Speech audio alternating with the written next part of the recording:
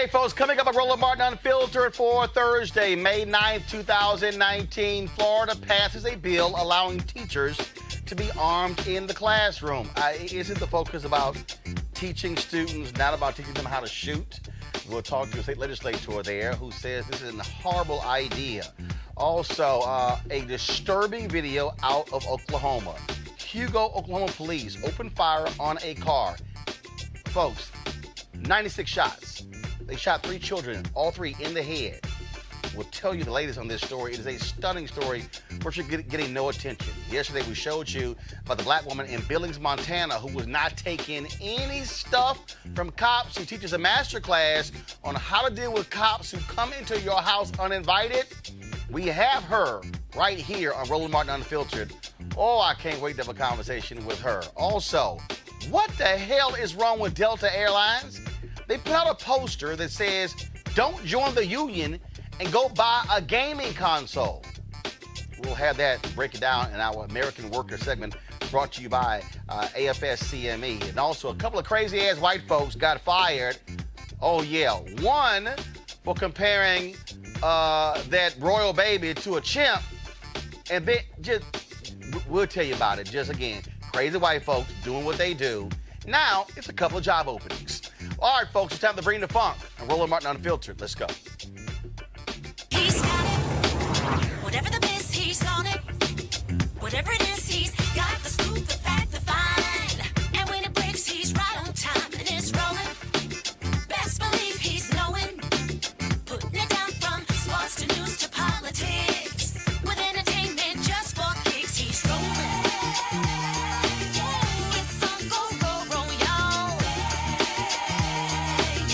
It's Roland Martin, rolling with Roland now. He's funk, he's fresh, he's real, the best, you know he's Roland Martin now.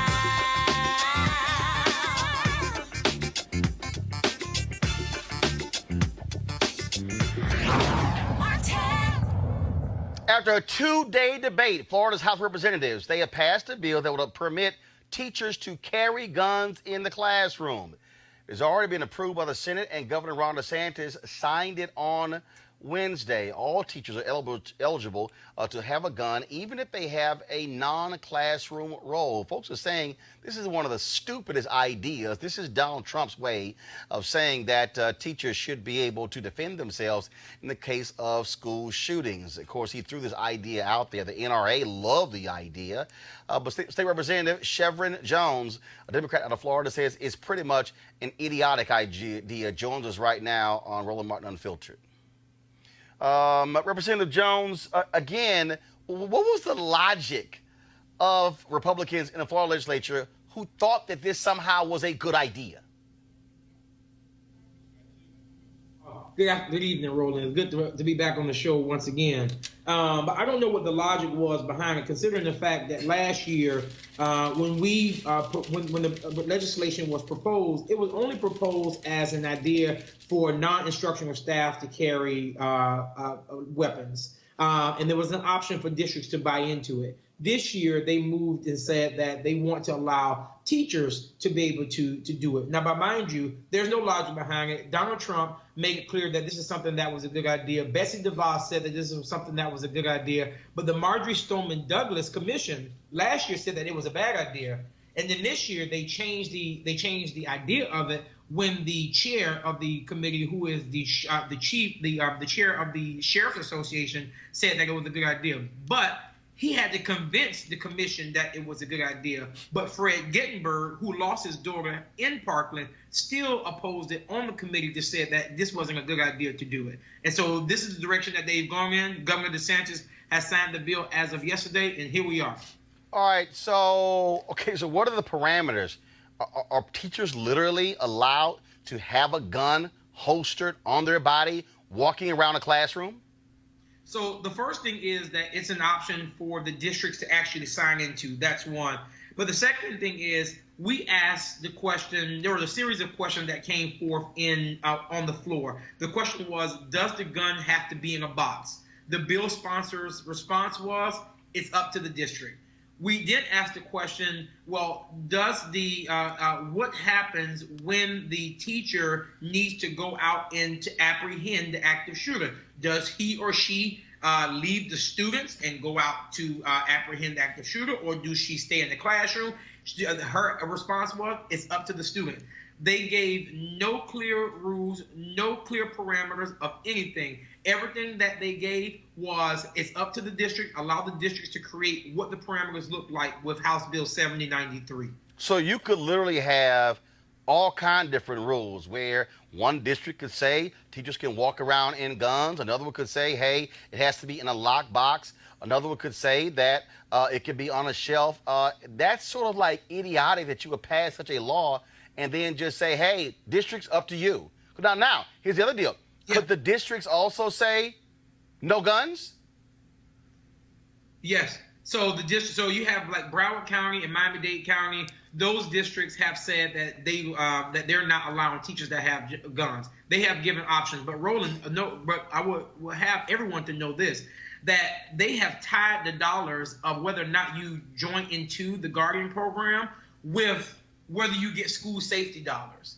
And that's what their plan was for last year. So the plan was either you sign into this deal of this option of the Guardian program, or you don't get any school safety dollars. And so it's a lose-lose situation that has come about within the state of Florida. And we fought like hell. I kid you not. The Democrats fought like hell. And I commend my colleagues for how we did on the floor to ask all the questions to let them see that what you're proposing is not only dangerous, it's a dangerous experiment. All right, Representative Jones, we appreciate it. Thank you so very much. Thank you. All right, folks, so let's go to our panel here. Joining us in studio is Malik Abdul, Vice President, Black Conservative Federation. We have, of course, Dr. Greg Carr, Chair, Department of Afro-American Studies, Howard University, and Dr. Cleo Monago, Socio-Political Analyst and Activist. Malik, you're Republican. Good idea, bad idea?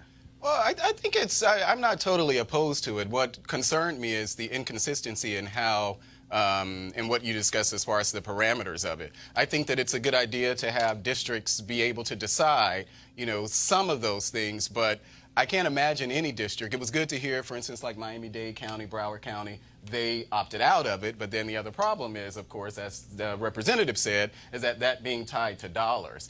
So you think it's fine that teachers should be armed in classrooms? Yeah, as someone who supports the Second Amendment, I do, and probably most of us do, I don't have the same view of people with guns. Like I know members of my family, I know grew up with concealed carry, even in my community. So I'm not afraid of the idea that a gun may be in a place, any specific place, and I do believe that most gun owners are definitely responsible. Yeah, but here's the deal, though, Greg. Bottom line is, look, you're a professor. I've been an adjunct professor. I can't think about walking around a classroom with a gun on my hip. What happens if that gun discharges? Even if, okay, folks, the odds of that being low, we have numerous stories where those things have actually happened. And so then how do you explain that to a family of a child gets shot or killed accidentally because a gun goes off in a classroom? You don't. In fact, one of the things the legislature would not include was a Democratic amendment to have some training about bias. I mean, teachers are just as racist as anyone else. That's right. But I mean, there are two separate issues here, I think. One, of course, is the gun issue, and there's no legitimate intellectual defense for the Second Amendment historically. It was passed at a time in this nation's history when they didn't have an army. It was about a wartime militia. It had nothing to do with this foolishness we're talking about now. So on the substantive issue, it's really indefensible. But the other issue is the slice and dice nature of this extreme right-wing white nationalist movement in the GOP to try to remake the electoral map. Of course, you've got two illegitimate governors, one in Florida, DeSantis, and the other in Georgia, Kemp, passing these extremely divisive things, this heartbeat bill, and now this gun legislation. And there are 8 other states that allow non-security personnel to allow guns in school by school employees. But more importantly, by leaving it to the districts, what you're doing is trying to slice and dice up Florida. The district that Marjorie Douglas is in said they're not going to allow it, but then the next door district may allow it. What are you trying to do? You're trying to dismantle any notion of a cohesive state logic in advance of these continuing campaigns to retain GOP control at the state level. Cleo. Well, my concern is who's going to protect the children. Because, for example, all these people who get to have guns tend to be shooting at black boys and black men. I'm concerned about that. I also want to ask the brother who was just on if there are going to be background checks for teachers who get to have these guns. Because there are some kind of background checks, but not necessarily around having guns. So that's going to be part of this legislation. And I was wondering, another concern is that guns have a impact on black boys in terms of a stress. It increases stress. It increases anxiety, which can impact the capacity to sustain learning and concentrate in class. Some of these accusations around black men's or black boys' capacity to concentrate and study in classrooms has to do with unresolved or unaddressed trauma by living in society and not having any clear analysis of where they live, and they just are confused, and it impacts their capacity to focus. Plus, the curriculum doesn't affirm them. So you're going to do that with guns? I'm real concerned about this mix. The job of a teacher, you're trying to educate. Yeah. And so now part of your deal is literally, I got a gun in the classroom? Yeah, I don't think. And What happens? Let's take it further. What happens if there's a teacher, if a district allows the teachers to actually walk around with a gun on their hip? What happens if a teacher gets attacked by a student and they get control of the gun? Yeah, I wouldn't be supportive of that at all. I know what? Of the idea of them actually open carry in a school. I wouldn't be supportive of that at all. So, but here's the point though. If the whole point is there's a school shooting, you want teachers to be armed. If the gun is locked up in a box, let's say on the shelf, a shooting takes place in the classroom, they can't get to the box. Well, not particularly. If we're talking about something like concealed carry, you don't have to worry about the gun actually being exposed. But I do think that we should be careful when talking about actually teachers, because we shouldn't assume that teachers are, so unstable, and you meet the instability of a teacher versus along with the idea of them being a responsible donor. There are studies that prove. But I'm trying to understand why. Because if you already have high concentrations of black kids being suspended, if you have example of the black girl in South Carolina when the resource officer came in and body slammed her in the desk, again, you don't know. I mean, I can show you some other videos where teachers have gone off, substitute teachers have gone off on students. Things can escalate very quickly. Absolutely. You now are putting a gun in a classroom. You don't know what happens. What you do know right now is that knowing there's not a gun in the classroom can lead to somebody not getting shot. Well, watch this, bro. Let's look at it this way. And like I say, you're a teacher, I'm a teacher. We classroom teachers around this country watching this. Which one of our colleagues would we want to have a pistol, a gun, a weapon, or which one of us would want that? Now, conversely, let's go to the other side. We all know who the first people are going to be to sign up for this. This is the people Dr. Minago is talking about. I don't have to body slam her anymore. I can just wear my pistol concealed carry to work.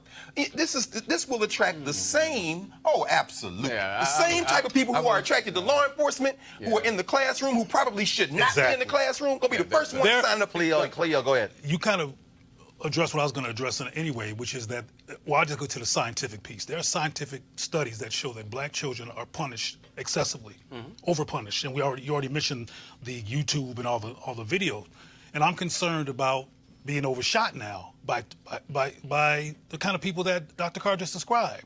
Because the same kind of people who like to have guns that accidentally shoot black adults can accidentally shoot black children. Yeah, but I don't think we're not with but the it teacher, happens. though. I don't think we should make that assumption. Let me tell you, as a teacher, I don't think we should make that assumptions about teachers. Malik, so there's evidence on YouTube of law enforcement in the class and teachers in the class over punishing black children. Absolutely, but to the the point of is to physical stop abuse. someone from shooting up the school, not to deal But with. it's legally sanctioned to have a gun now. What I'm saying is and black people are not every teacher is going to actually carry a gun. Right? They feel like they feel threatened. Remember? Leo, final comment. Sorry, a great final comment. I was going to say very quickly, the teachers I know, the ones who I value the most in my years working for schools in Philadelphia, working for Teaching for Change, all the K-12 teachers I know, the ones who are least likely to carry the gun are the best teachers. And the ones who most likely to carry the gun are the worst teachers, brother. That's true. A good teacher don't need no gun. No question. All right. Well, bottom line is we'll see what happens in Florida.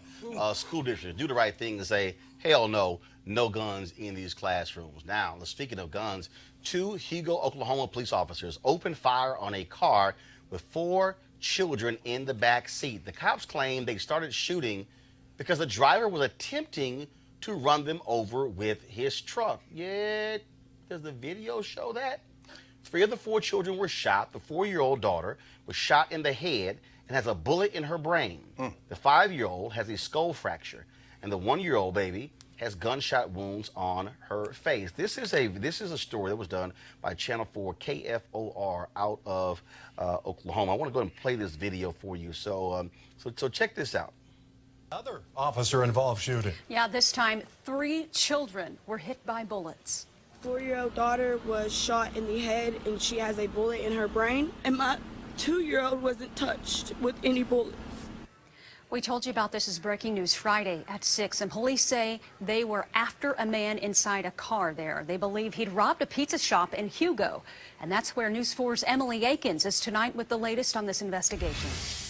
Tonight, people in Hugo coming out to support a family they say was involved in an officer-involved shooting. The father of the kids involved speaking out, telling us he's devastated. It's kind of hard to tell a 5 or 4 and a 1-year-old that they were shot by the people who were supposed to protect them. A father begging for answers after he says 3 of his children were injured in an officer-involved shooting. These are my kids. If I can't speak up for my kids, then nobody will. OSBI agents, along with the Hugo Police Department, were searching for William Smith, who was wanted in connection with an armed robbery at a Pizza Hut.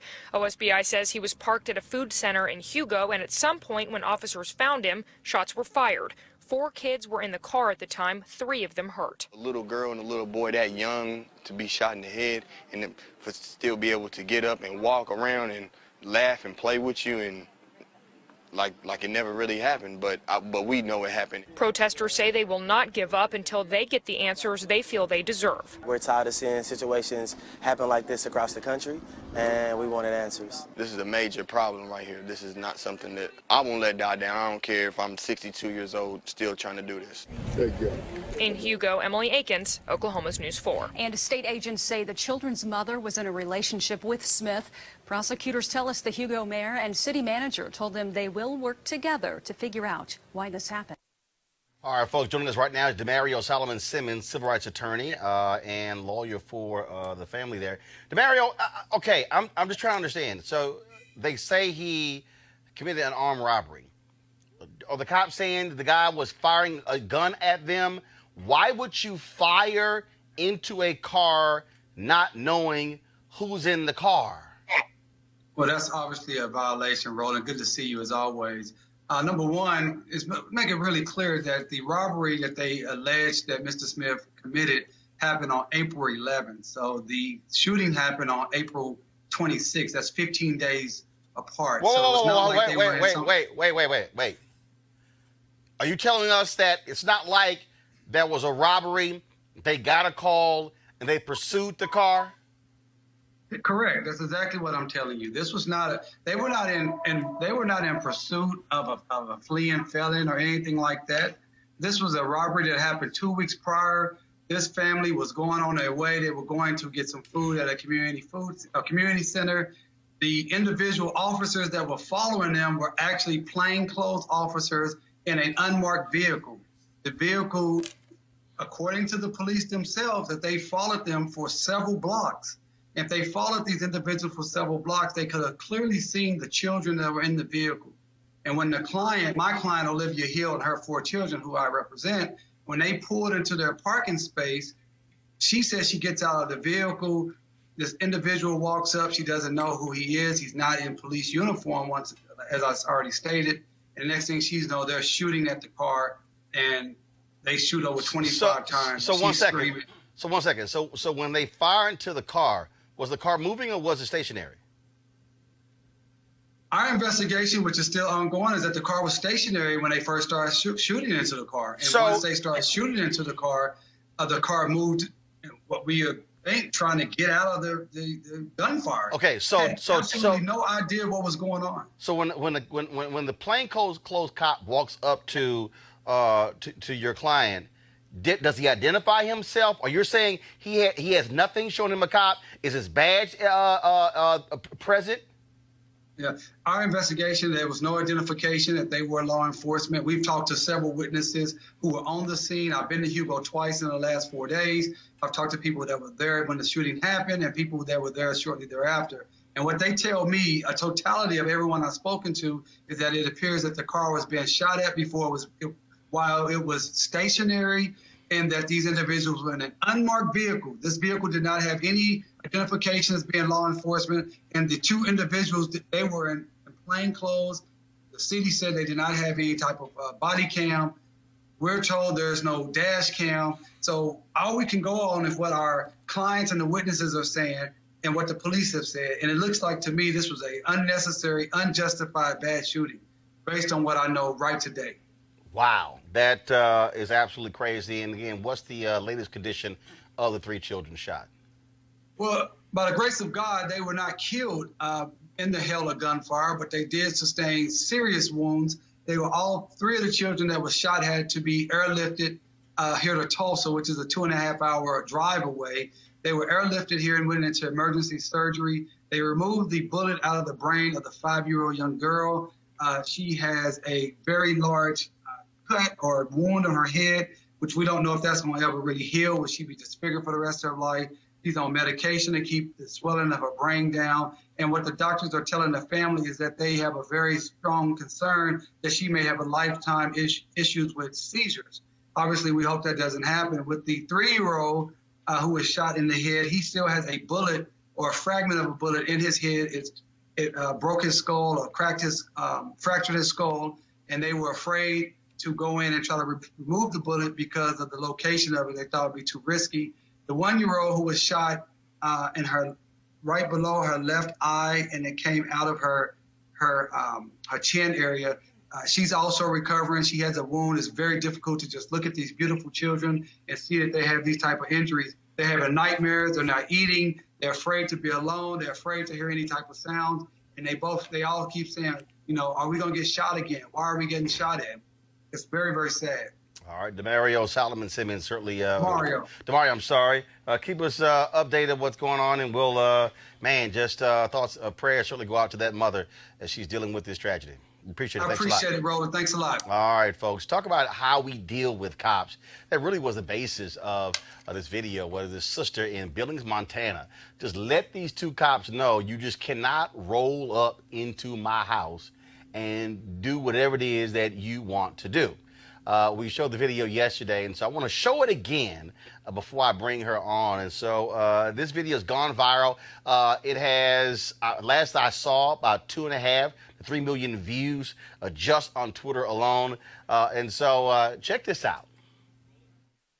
He can't do that. Thank you for recording, because he can't. You cannot come in my home. I did not give him permission. You did not. He was. Thank you. So no, it's an altercation.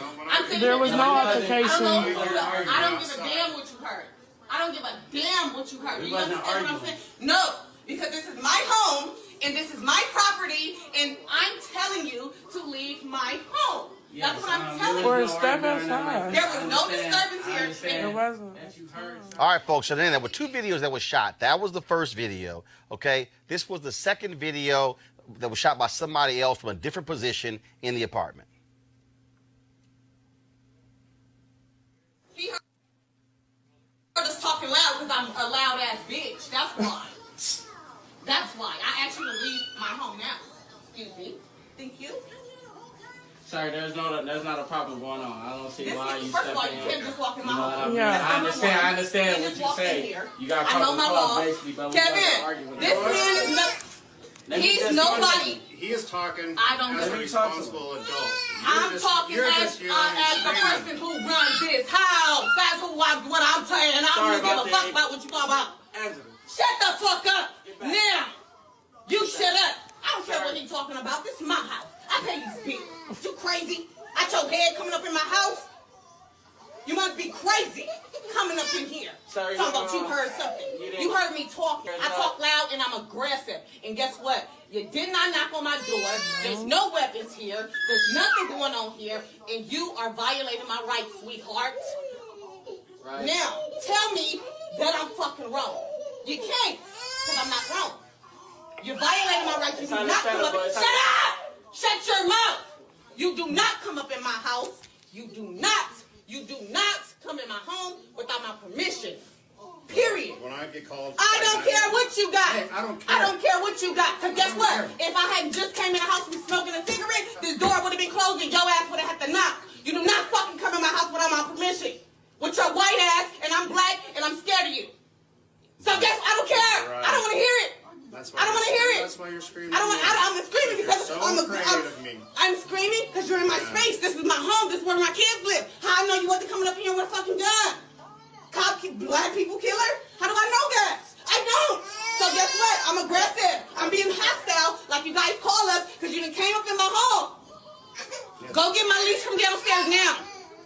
Like I don't know my rights. Stop playing. You got the wrong black girl on the right day, baby. What do you want? What do you want? There's no problem. What did I say? There's no problem. I got this. I got this one. No, What do you have? What do you want? You guys can just walk out because there's no problem. What do you want? That man is the intelligent one in this house. What do you want? Guess what? You about to walk out my home though, because I know my rights. Yeah, Bye. No, Bye. Goodbye. Goodbye. Shut your ass up, Kevin. Do what I told you to do. Goodbye. I know my rights. They cannot walk in my home. Because if this door was closed, they would have had to knock. Don't ever do that again. Thank you. I don't give a fuck. I know my rights. All right, we're trying to get Angela Whitehead on the phone, but I want to go to my panel here. Greg, I want to start with you. We showed you the previous story, okay? Plainclothes cop walks up to this sister. She's got 4 kids in the car. They start firing. 3 struck in the head. We think about the story out of Florida where the cop was convicted. Black man, side of the road, 2 o'clock in the morning. Here he is playing in the church band. Cop, unmarked car, rolls up on the guy. Brother ends up dead. Cop lied, left and right. The reality is, I don't care who you are. If you're black, and when a cop pulls up in your rearview mirror, your reaction is not the same as white people. It's not. I remember a story that we did where there was a brother who was doing a survey, and he had multiple cameras around his car.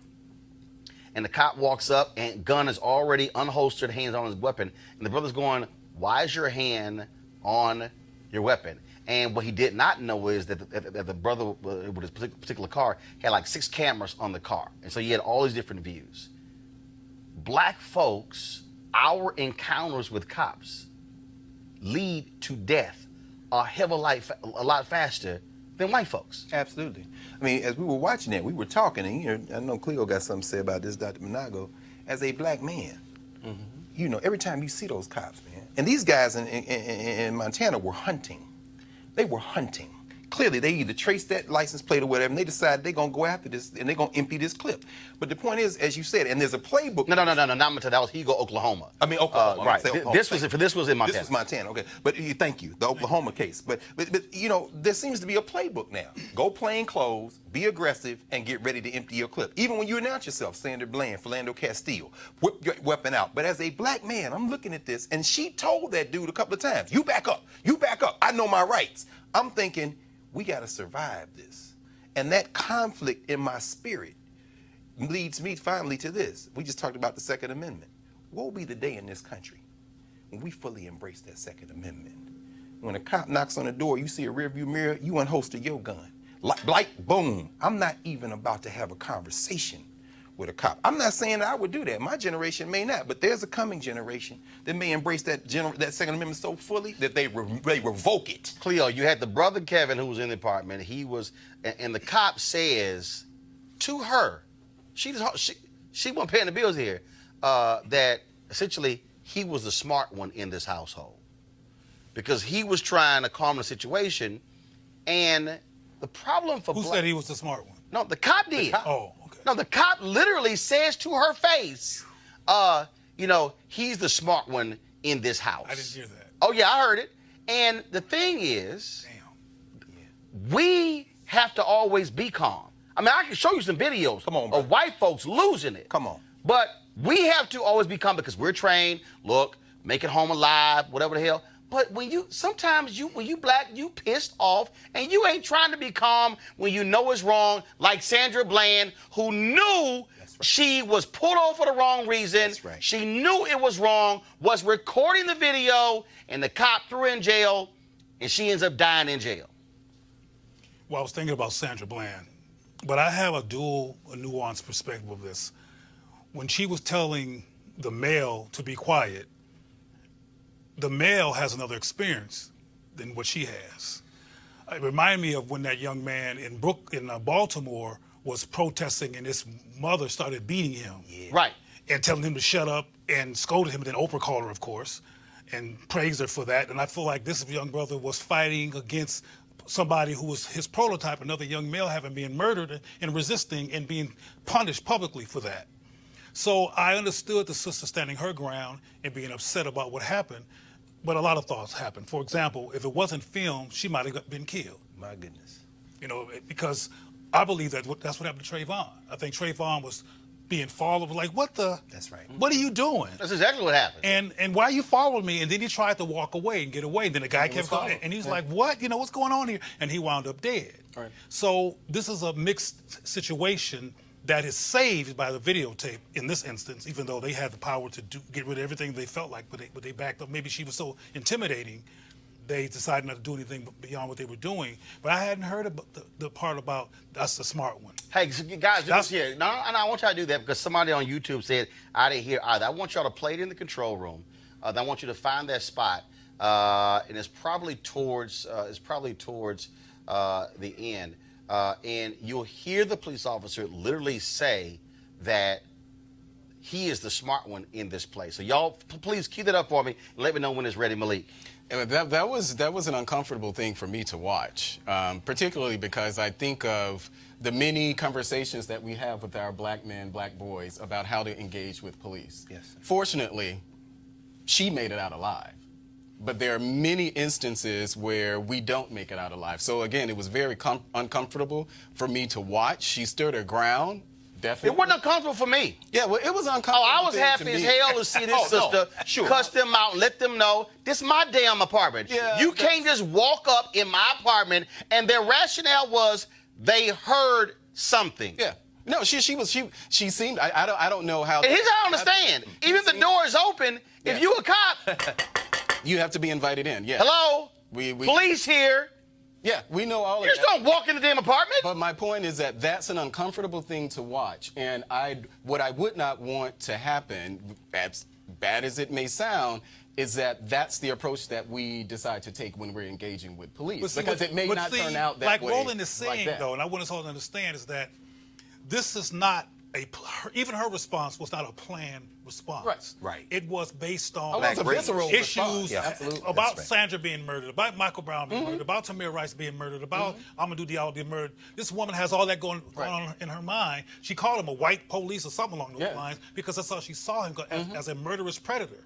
So it's difficult to sit in the presence of a murderous predator and have cognitive clarity and absolute calm when she said she was scared. Yeah, but the thing is that our life depends on it, though. But like Cleo said, I mean, we're in the 100th anniversary of Red Summer. This is 1919 Chicago, D.C. Wow. Many of the race wars that took place in this country 100 years ago this summer were precipitated by incidents where black people decided, that's it. And like you said, it's not planned. It's a moment when you say, as Claude McKay wrote in his famous poem, If We Must Die. If we must die, let us nobly die. Come on. In other words, you know what I'm saying? So I'm saying to myself, as a man raised in the South, whose father had that same talk, I'm saying my impulse would have been, let me just get out of this alive. But I might have looked in his face at that moment and said, this is it, brother. Now, I'm going to end you. Here's why. First of all, I want to play, I think we have it right here, so press play. Let's see it. Period. When I get called... I don't care what you got. Hey, I don't care. I don't care what you got. Because guess what? If I had just came in the house and smoking a cigarette, this door would have been closed and your ass would have had to knock. You do not fucking come in my house without my permission. With your white ass, and I'm black, and I'm scared of you. So guess I don't care. Right. I don't want to hear it. I don't want to hear it. That's why you're screaming. I'm screaming because I'm screaming because you're in my space. This is my home. This is where my kids live. How I know you wasn't coming up here with a fucking gun?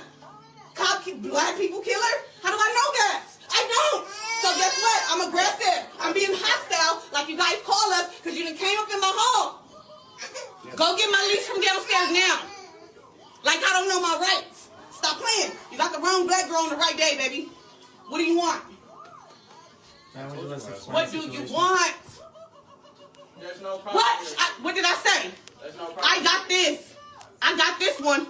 No, what do you have? What do you want? You guys can just walk out because there's no problem here. What do you want? That man is the intelligent one in this house. What do you want? Guess what? You about to walk out my home, though, because I know my Come home. back. He said that man is the intelligent one in this house.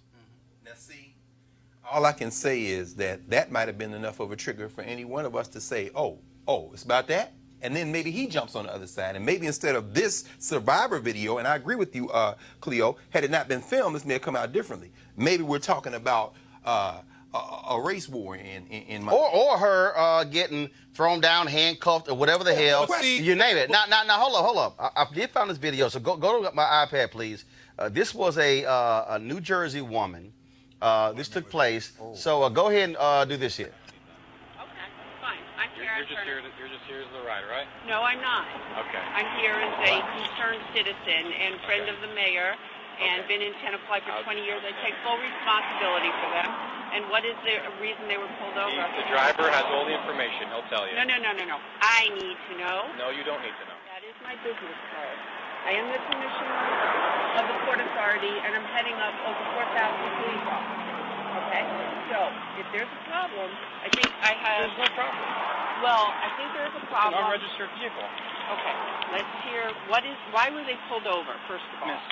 Now, don't call me miss. I'm commissioner. Thank you. This is impacting me because I got 4 people who are coming back to my house, including people who live in New Haven attending Yale Graduate School, a PhD student. It's more of the way you just... Okay, now, first of all, that woman resigned. But here's the deal, okay? I remember when a friend of mine got pulled over, and she was following me, and then I'm like, where was she? Then when I circled, I came back, and the officer said, you can't come near this scene, okay? I had to, like, move back. This woman rolls up on a scene where she wasn't pulled over. I can tell you right now, if you black, that's not how that's going down. Let's go to the phone lines. Angela Whitehead joins us right now on the phone. Angela, welcome to Roland Martin Unfiltered. Angela? Yes, can you hear me? Yep, I can hear you. First and foremost, this video has gone crazy viral, nearly 3 million views on Twitter alone.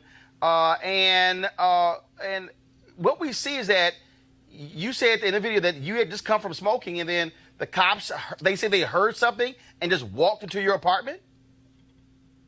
Right. So what happened was, I don't know if they got a car or something. Me and my husband, I was getting my hair done, but we was talking extremely loud, having a discussion extremely loud, argument, however you want to, put it. And maybe somebody called or something.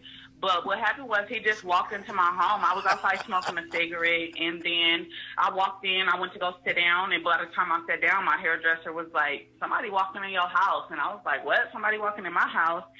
So I turned around, and he was in there. The first thing he said was, what's going on up in here? They got a call about an altercation or whatever. And immediately, that's when my hairdresser started recording, and then that's when you guys saw what y'all saw. You were not having any of it, and you made it clear that, look, you said, look. Wait, now I can't hear you. I'm sorry. Can you hear me? I said you made it clear you were not having any of it, and you wanted them out of your apartment. Not at all. I'll do the same thing again. I gotta ask, who is Kevin? Because you let Kevin know who's running this, and you don't need him interrupting you.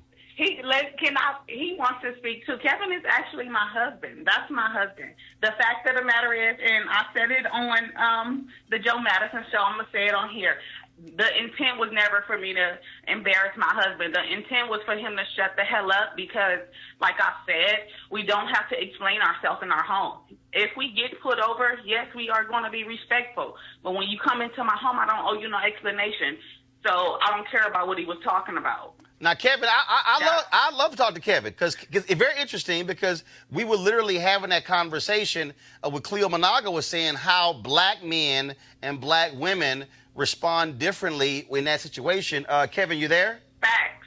And let me say this. Go ahead. And I was telling my husband that Black men respond different because they more scared. Of course, we scared too, but they are more scared. They are more at risk. So, of course, they going to bow down. Of course, they, especially when somebody is getting out of a situation that, you know what I'm saying, is not best and prompt for them as far as, getting out of prison or just anything. You just don't know what's going on in people's personal life. And black men are scared of the police, period. And that's what it was.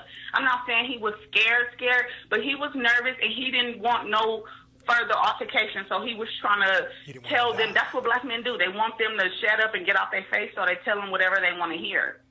And like I said, had we been in the car, that would have been just fine. Right. Had you pulled me over, that would have been just fine. But I don't owe you anything in my home. I'll pay the rent here. If I could holler at Kevin, that'd be great. Because I think he speaks to exactly what Cleo was talking about. Is he there? Now, I don't want to misconstrue that and make it seem like my husband don't pay no bills. Because he definitely pays bills, and he definitely runs this house. I run my mouth, he runs the house, but, it follows. Could I holler at Kevin? Yeah, you can. Hold on, real quick. They want to talk to you. You're excited? Hear you on live. I think it's mine. Yeah, let me get the baby. Hello? Hey, Kevin, Roland Martin, how you doing? All right, how about yourself? I can barely hear you. Can you hear me now? How's that? Yeah, I can hear you. So before you and Angela got on the phone, we were having our panel conversation, and Cleo Monago made a point that how black men and black women respond differently with cops, and Angela just explained it. You wanted to keep calm. You didn't want. Well, what was it for you? You didn't want this thing to escalate.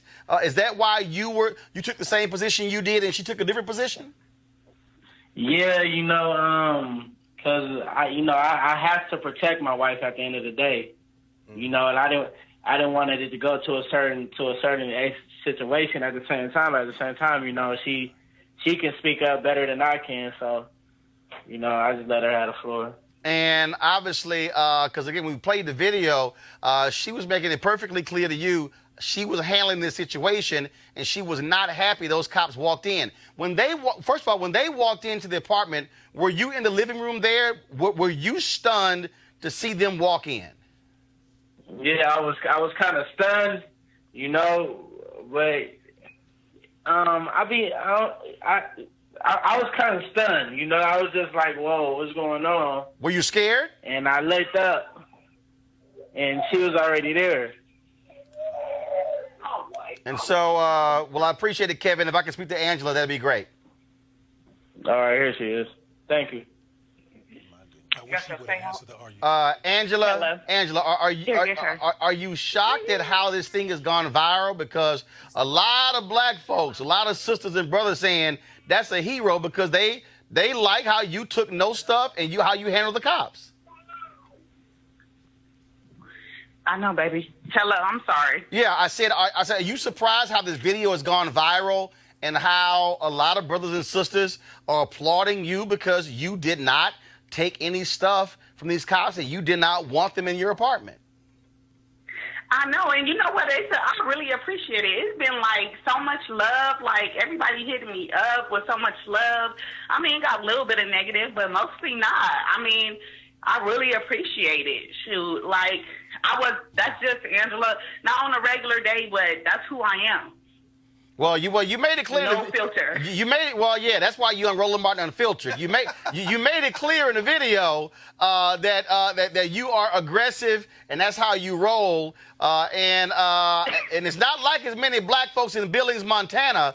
And so I'm sure folks there also know who you are as a result of this video. Right. I went to Hardee's today, and they was like, "Are you the girl in the video?" I was like, "Oh my goodness, yes I am." Well. So yeah, it's been getting a lot of attention. I mean, I never thought it would do it like this. To be honest, it was Kevin's idea to put it to post it actually. And so well, first of all, we appreciate Kevin posting the video. And again, it goes to show again the reality of what happens when you're a black man, a black woman in America, and how we respond when police come into our spaces uninvited. Right. Right. It definitely does. And it's definitely a difference. And, you know, behind every strong black man is a stronger black woman, and that's me. All right. Well, Angela Whitehead, we appreciate you joining us on Roland Martin Unfiltered. Thanks a lot. Well, thank you so much. We appreciate you letting us get an opportunity to say our side, especially letting my husband hop on. That was a big deal for me. I appreciate that. All right. Absolutely. I'm always looking out for the brothers. Always, always. I appreciate it. You take Team care. Whitehead. All right. I appreciate it. Thanks a lot. Thank you so much. Roland? I know. Khalil, go ahead. I remember, and I don't mean to be controversial in case that's the result, but I remember the audio in the video of Sandra Bland being quite similar to her. Yep. To that cop. Not taking no stuff, castrating him verbally in terms of talking about this is how you become a man and stuff like that. And I remember black men being ambiguous around because of their own reactions to her from personal experience, being apprehensive to be supportive of her. I don't know if you saw any of that. Mm-hmm. And I just what comes to mind is the necessity for us to have a conversation as black people to understand each other and to contextualize each other's rage, which is often misdirected. Because it was misdirected rage and unresolved perspectives of black women's justifiable rage that had some brothers in quandary about whether I should support Sandra or not, who was murdered. You understand what I'm saying?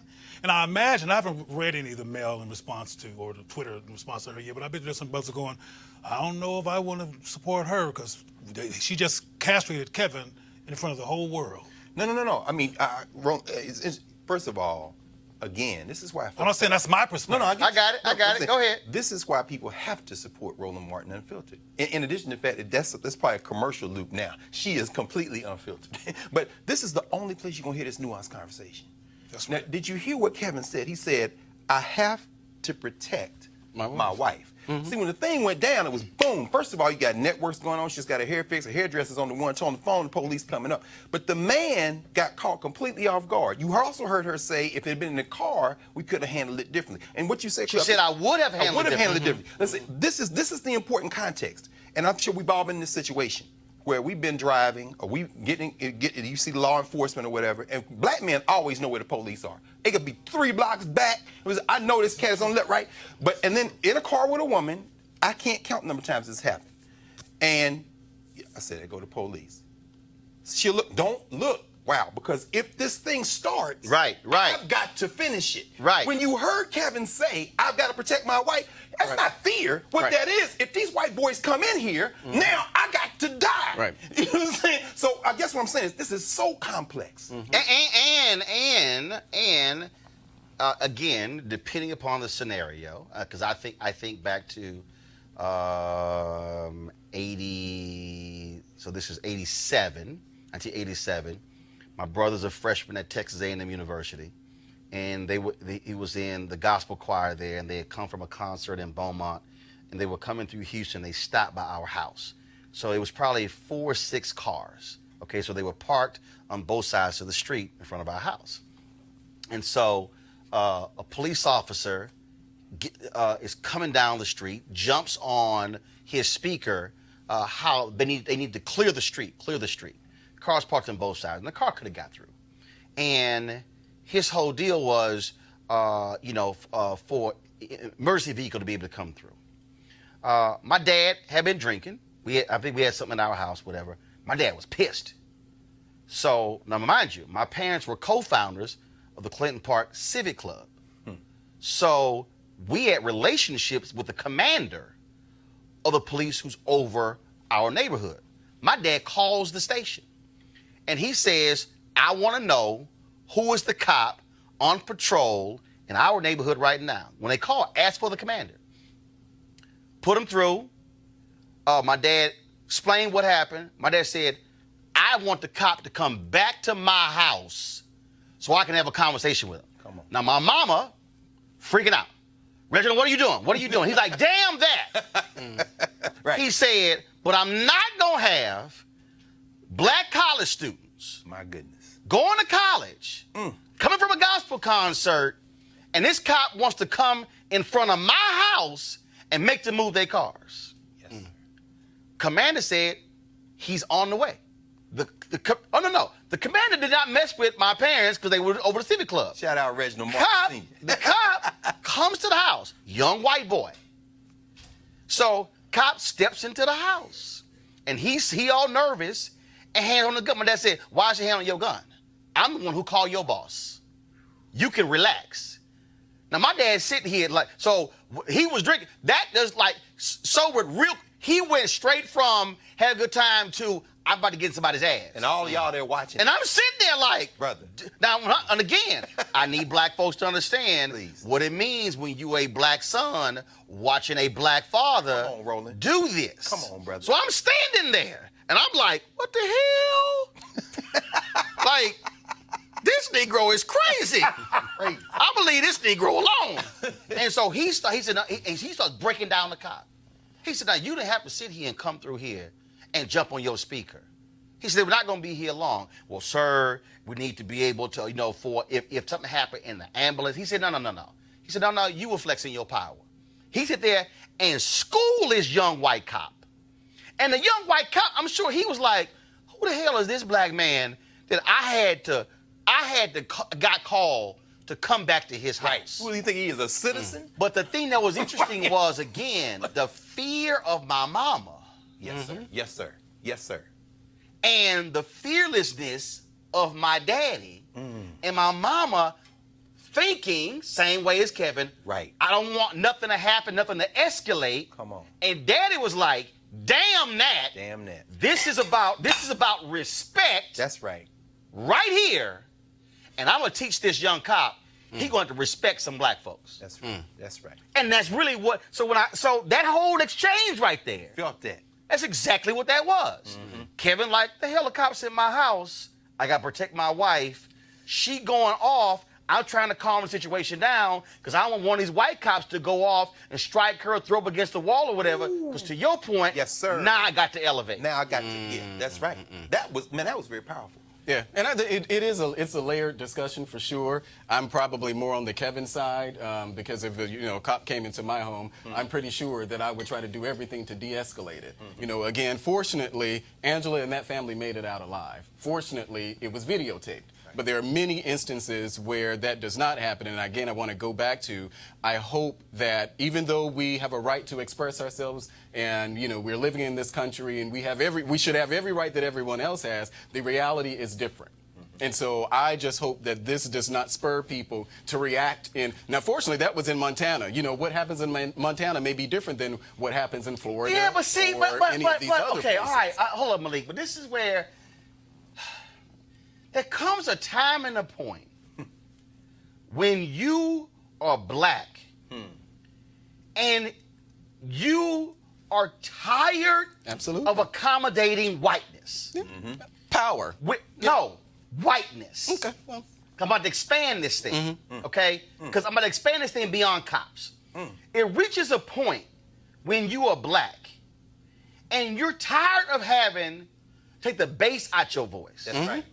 You're tired of not being able to show actual anger in the workplace because it's a white woman. Come on. And, you can't cuss a white woman out. Come on, bro. You're tired of, I got to wear a suit.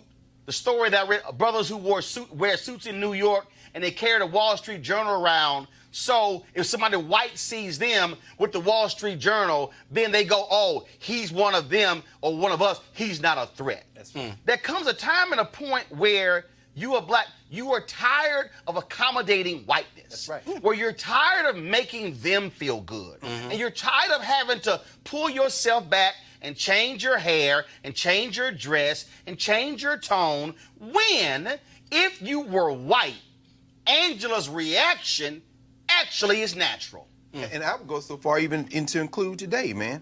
There comes a time when you're a Latino, you're a Puerto Rican, and you're not going to the White House to shake this racist hand who's saying your people didn't die. And you black, which means you're Afro-Anglo, you associate with them. There comes a time when I'm just not going to go there.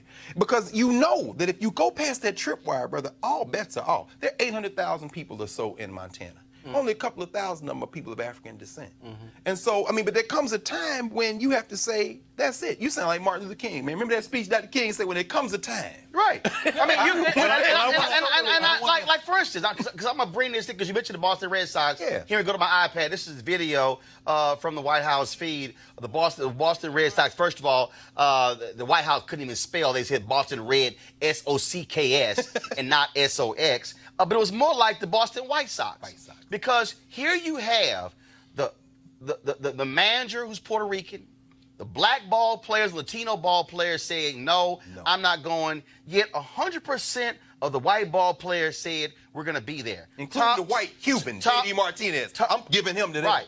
There you go. Tom Warner, who's the owner, he says, well, this thing wasn't about race. But the reality is, it shows how we see this thing differently. And it raises the question in the case here of why the white ball players afraid to stand with their manager and the black ball players who say something is foul here. Just like when you had Chris Long, one of the few NFL players who stood with Colin Kaepernick and Malcolm Jenkins and whatever, and so what it says is that, oh yeah, we are teammate up to a point. I want to know. We're tight up to a point. Roland, I want to know the next time that Chris Sale hits somebody and they all run out to start the fight, I want to know whether them brothers going to run out there and protect him. What kind of teammate are you to go shake this man's hand? And then you expect to go to sports war in August in a pennant race. Man, get out of my face. Most of the NFL, since we're talking about sports, not my favorite topic, but comes up a lot. So we're talking about the NFL. Well, in this case, baseball. But go ahead. Okay, well, sports. Most of these sports consist of predominantly black males pushing the balls and hitting the balls and doing stuff with balls. Except baseball is predominantly white. Okay, all right. Well, see, I didn't know. But the point I'm trying to make is this.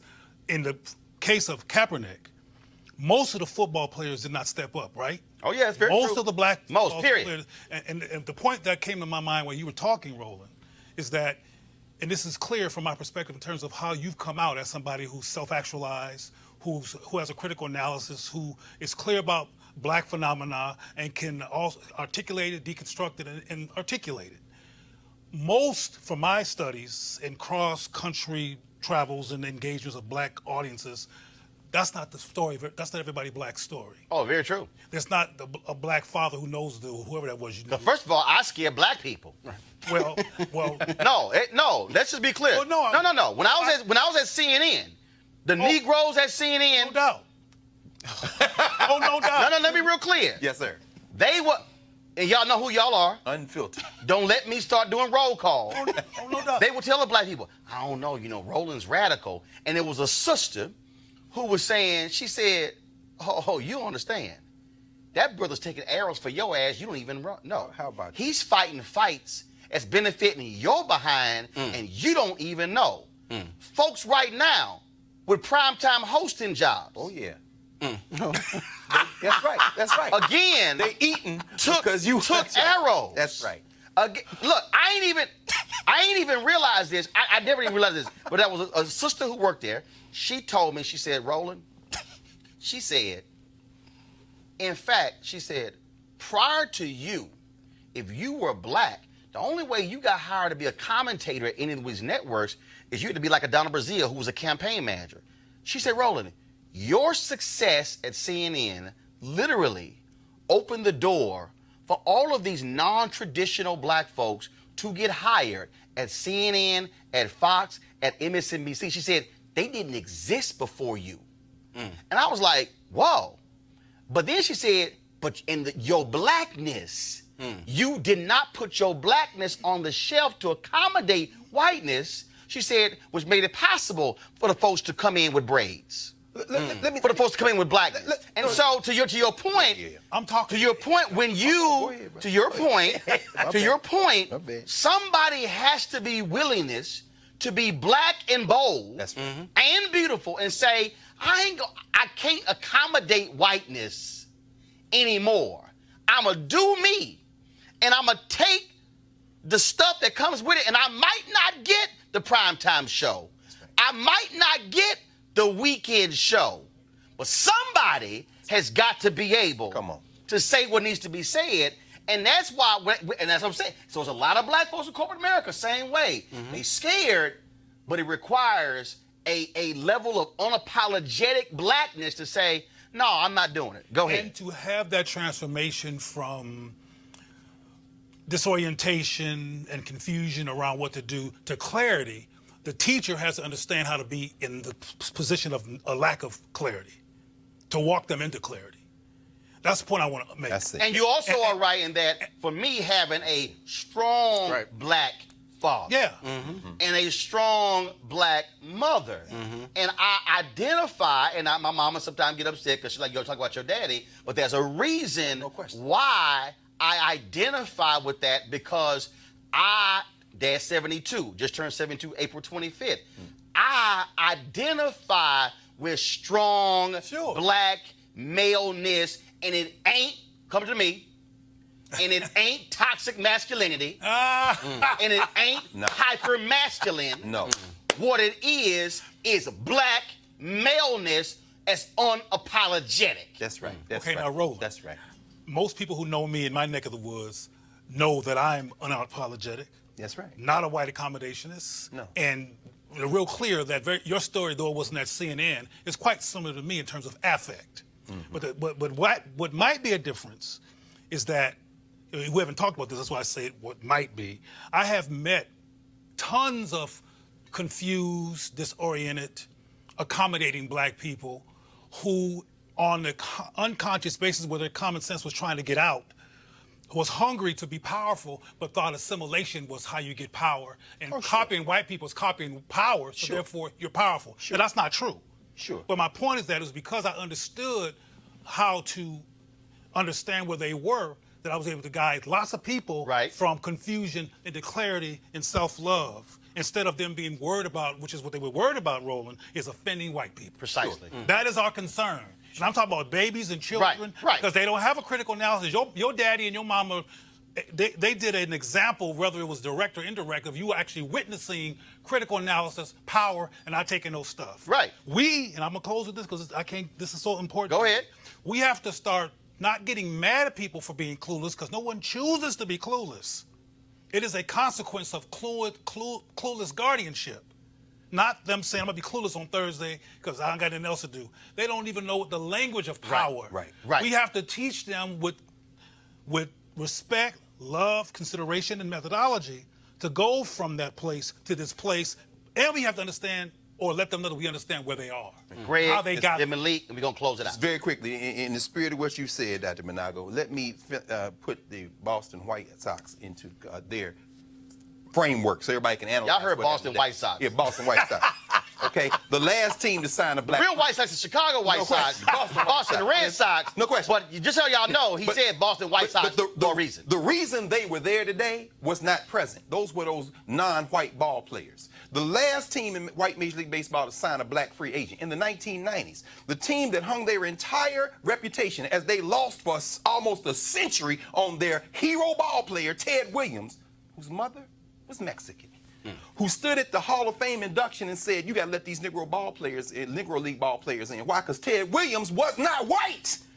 And who never won a championship again until they imported all those Afro-Latino ball players, from Big Papi David Ortiz to the man whose number they would not give that racist today, and that was Pedro Martinez, who wore number 1 from the Dominican Republic for the Boston White Sox, and they didn't give him a jersey with number 1 on it today. Why? Because that number's been retired in Boston, because that black man brought them a championship. They gave him an 18 instead. The Boston White Sox, most racist team in Major League Baseball, embarrassed themselves today, but y'all don't talk about them being white. Why? Because if it weren't for the blacks, they wouldn't have no damn championship to begin with. And before I go to Malik, the last baseball team in Major League Baseball to sign a black baseball player, Jackie Robinson came in 1947, was the Boston Red Sox. Come on. In 1959. They were the last Major League Baseball team to sign a black ball player. Malik, your final thoughts on today's show? Yeah, I just have 2 points. One, I don't think it's fair to judge the players who decided to go to the White House, to really judge them negatively. Well, it's and I would say, go ahead, finish your point. And Go I would ahead. say the same thing for people if they chose not to go visit Obama. So I'm consistent with that. Secondly, I don't think that it's fair. And if we're going to talk about, just be factual. only a handful didn't visit whether- with Obama. whether it's- not massive whether it numbers was a, like whether it Trump. was a But go ahead, handful go ahead. or not. I just want, just for a fact. Go ahead. If we're going to have an open conversation, if we're going to have a layered conversation, I think it's also important to acknowledge that no one owns blackness. So I get told a lot that I cannot be black. I cannot be black and woke and support Donald Trump. I reject it because you can't tell me how to think. You can't tell me how to think. You can't tell me what. A C conversation that we did A and B earlier. Well, I'm just. But my point. But my point is that if we're going to have a conversation, then that requires people on the other side to understand and not tie my blackness to who it is that I choose to support as president or any politician, because that does nothing to move us forward to any larger, more prominent place. It just keeps us divided. I don't know. No, wait. So this is very simple for me. When we have these conversations, right, it's not a question of blackness. It's a simple question of black concerns. So, for instance, those of you who saw the Skip Gates Reconstruction documentary, that was a black man in Mississippi who voted to strip black people of their voting rights because he was benefiting from white largesse. There have been black people who have made decisions that have gone against significant number of black people for their own reasons. Are they black? Yes. Biologically. They are. But the question, so when you say question blackness, what I can do is question somebody's black and their intent. What I can do is question, but simply by stating facts as it relates to the position. So I dare say this. If you are supporting somebody who does not truly support the policies that are affecting more than one black person, when you have a Department of Education that's rescinding civil rights rules that impacts black kids, when a Department of Education that rescinds the rules when it comes to suspensions that predominantly impact black kids, when you have a Department of Justice that has reintroduced private prisons on the federal level, when you have a Department of Justice under Jeff Sessions, continued under Bill Barr, that says that they are going to pursue the highest charges possible, when you have an administration that consistently is targeting black folks when it comes to voter suppression, then I dare say if you are black and then you are still supporting that same person, then that means you need a mirror.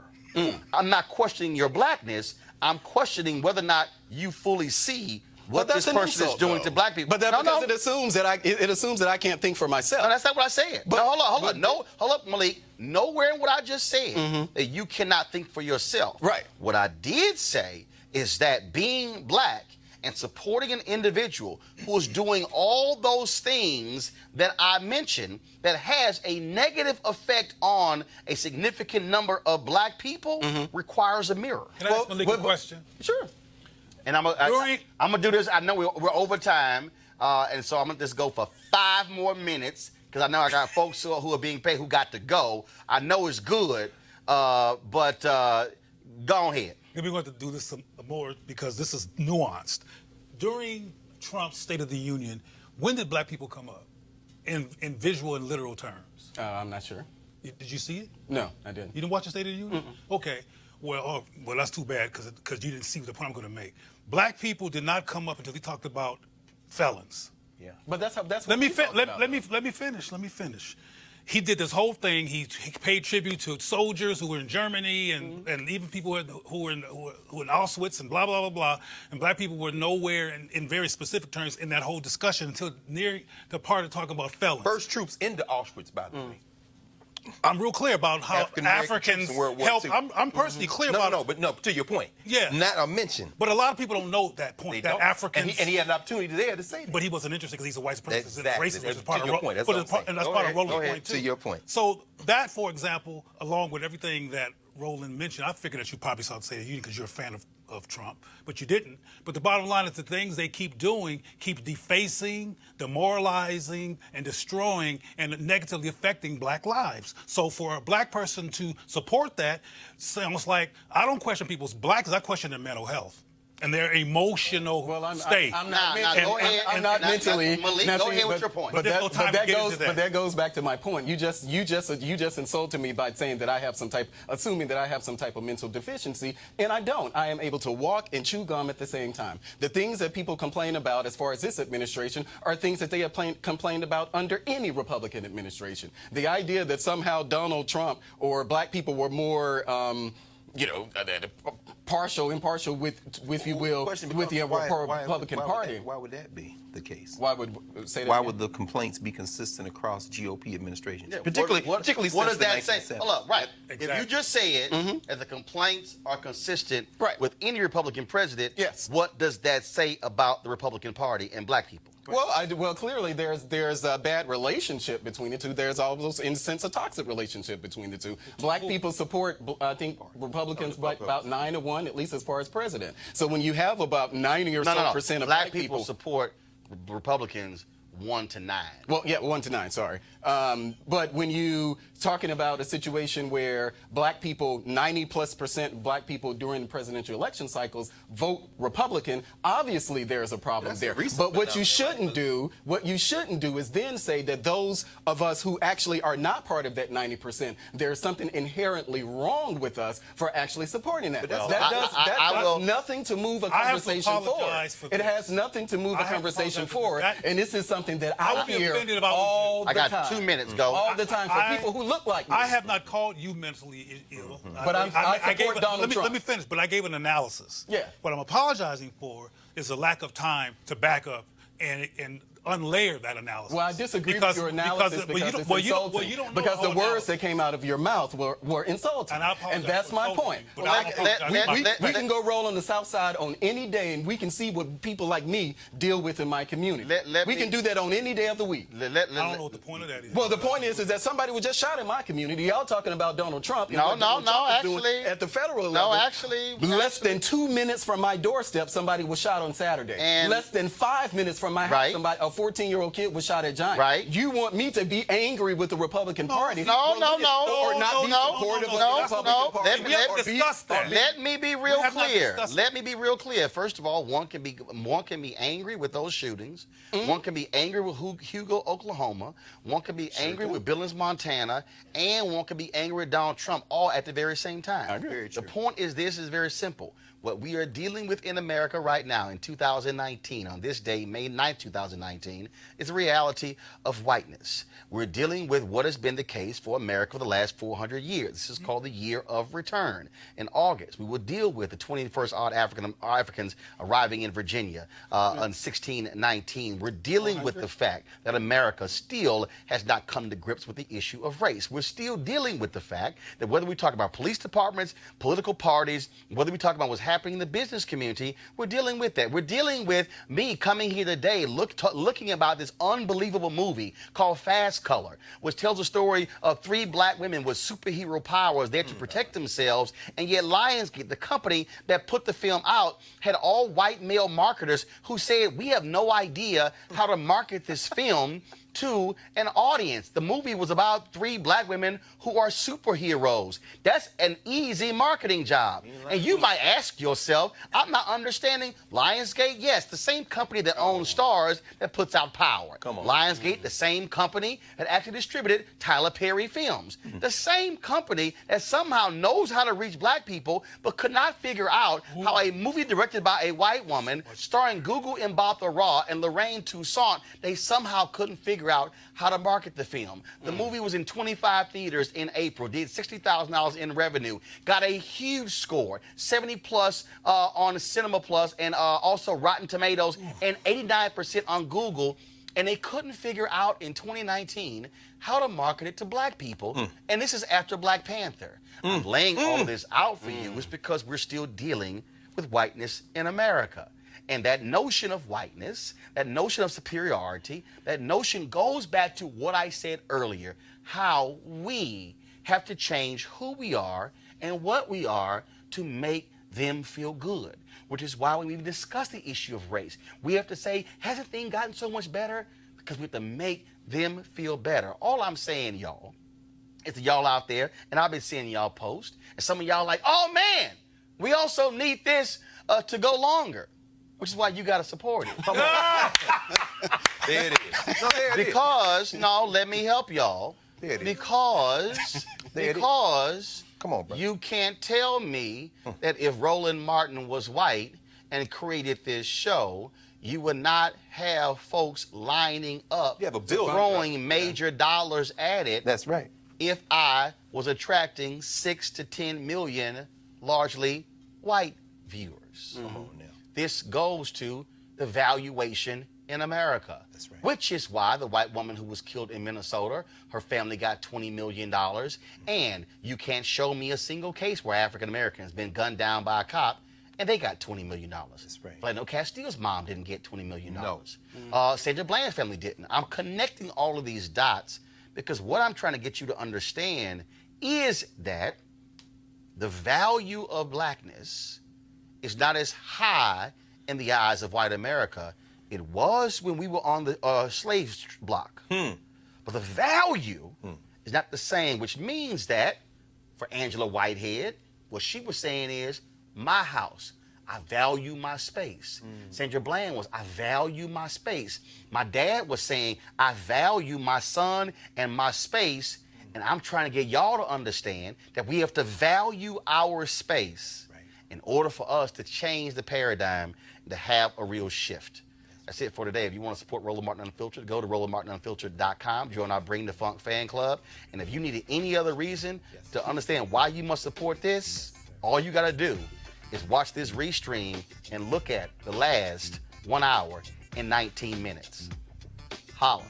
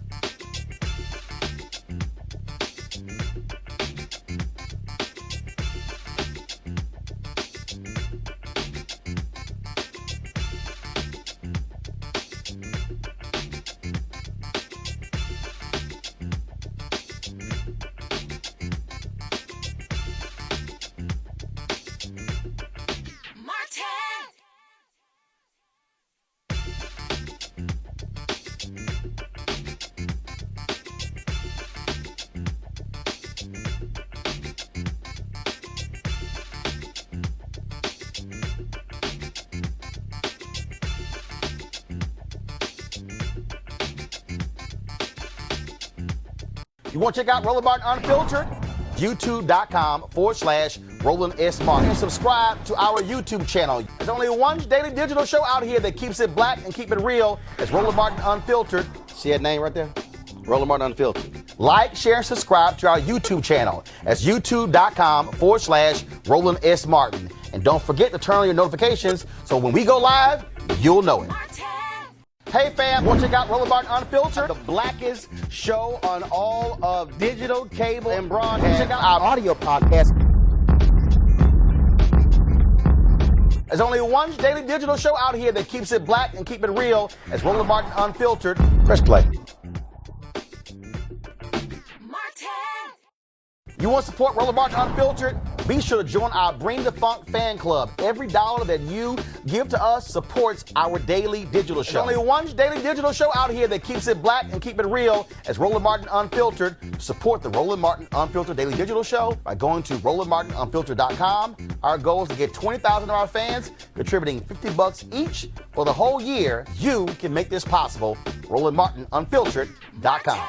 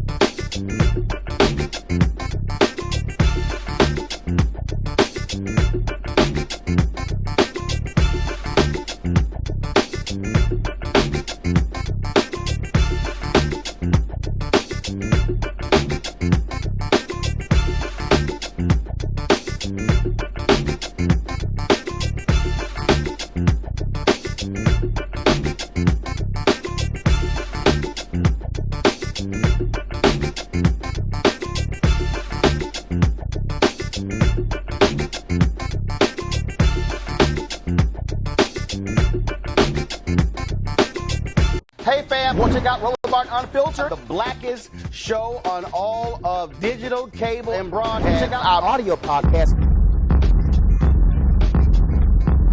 There's only one daily digital show out here that keeps it black and keep it real. As Roland Martin Unfiltered. Press play. You want to support Roland Martin Unfiltered? Be sure to join our Bring the Funk fan club. Every dollar that you give to us supports our daily digital show. There's only one daily digital show out here that keeps it black and keep it real. As Roland Martin Unfiltered. Support the Roland Martin Unfiltered daily digital show by going to RolandMartinUnfiltered.com. Our goal is to get 20,000 of our fans contributing $50 each for the whole year. You can make this possible. RolandMartinUnfiltered.com.